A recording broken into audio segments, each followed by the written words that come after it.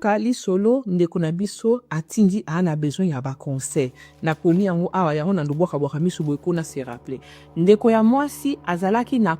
en couple na jeune garçon moko na 2021 na 2022 basali distance basolaka lisusu te bakomamaka lisusu te motu na motu ya kei ye pa kei balobi te ke toboyani relation esili non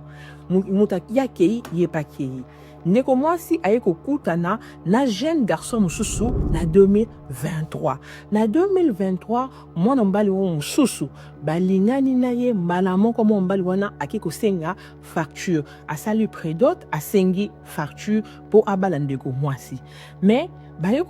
koyeba ke bango mibale baza compatible te bazoyokana te famille ezoyokana te baye kodeside bango mibale nde makambo libala kutu nane ekomi te boye ngai na yo bambilinga te malamu tokabwana bango mibale baye kokabwana na 2024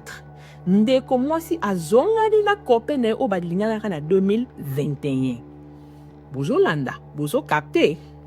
baye kozongana na 2024 na kope na ye oyo balinganaki na 2021 bazongani ya bango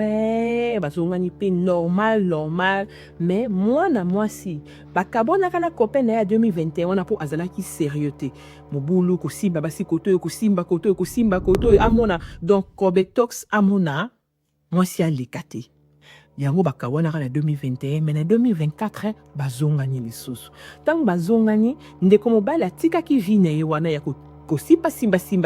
atikaki ya bote ndeko mwasi tellement azalaki aveke na bolingo abandaki kaka kocontinue na ye na 2025 bakei na province moko kote ya Congo kuna baye batali motuka na bango esali tono na kati ya motuka ezalaki ye ndeko mwasi azobeta lisolo na kope na ye na leki ya kope na ye ntango bazongi na Kinshasa nzambe aza bomoi motu moko te azwaki problème ntango bazongi na Kinshasa ndeko mwasi azomona kaka kope yango makambo ya basi koto atikaka te ndeko mwasi akomi kolandela ye ntango akomi kolandela ye aye kosala faux compte acréer faux compte na kombo ya copine ya ex copine ya kope na ye wana akomi kokobela tomeli ya bi nayokaki bosalaki tono bwena bwe est-ce oza bien bato bozalaki na wana motuka abi te nazalaki nga mona motuka ndeko mwasi azosala eti aza ex amwa mbali wala bibongo kopini na yo obozana na wana kopi wana mutu abandi kofinga ndeko mwasi abandi koloba maloba mabe ya ndeko mwasi sans savoir que na nsima ya compte wana ezali nde kopine na ye ndeko mwasi asimi motu alei soni mawa apoli mais tellement bolingo eza